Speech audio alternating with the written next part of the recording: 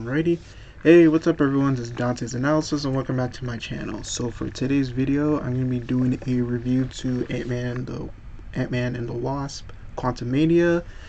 This is probably going to be like a mixture of a spoiler-free, spoiler review for people.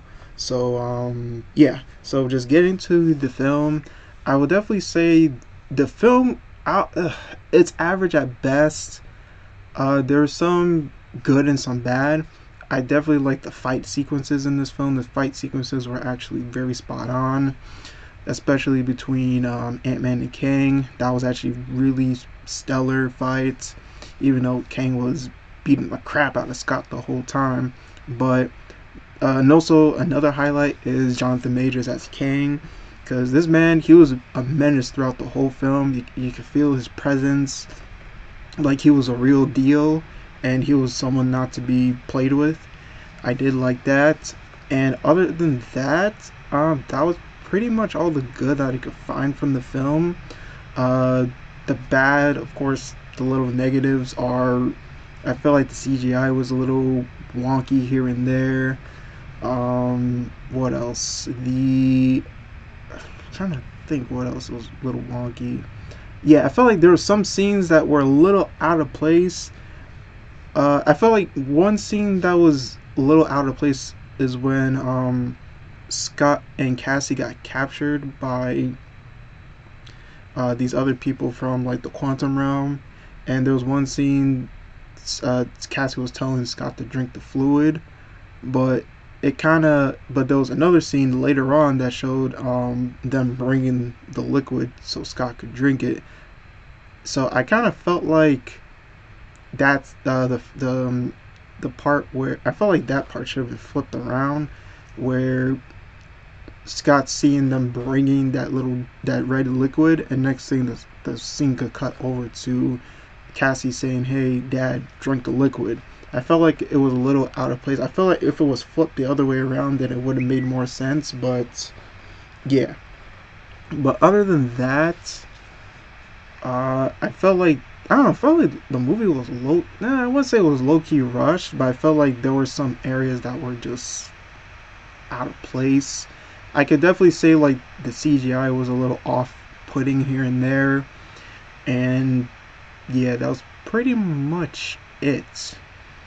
And there were also some scenes that were a little dragging on a little too long, especially that scene where Hank Pym called the ants with the more like the advanced ants that were in the quantum realm. I felt like that scene was, and all like a whole army was storming Kang's empire or city. I felt like that scene was kind of dragging out a little too long than expected.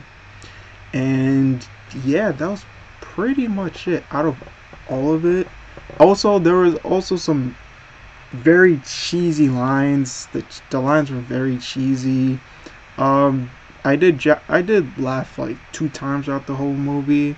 I felt like, especially this one thing with this running joke with Cassie and MODOK, it was very it was cringe. I'll just have to say that it was very cringe, and I really didn't like how they utilized MODOK in this movie. I felt like MODOK, especially in the comics, like MODOK was like a huge threat when it comes to in the comics, and how like his presence just makes heroes be more on their guard. I kind of felt like he was more of a joke in this film.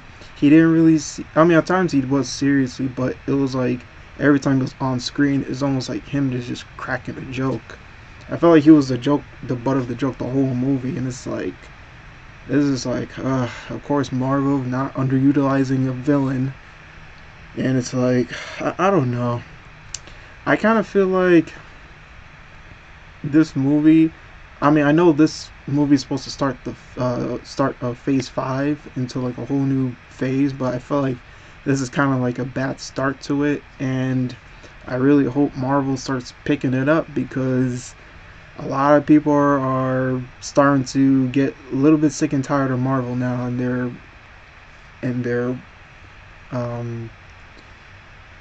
they're yeah, I feel like they're gonna people are getting sick of Marvel and their mediocrity lately, especially from Phase 4. So I really hope Marvel could course correct and start making films that people will enjoy, and start forcing us to uh, I guess forcing like I guess forcing plot lines and all this other stuff. And it's like I don't know. I just feel like Marvel's been missing the mark lately, especially with Phase 4.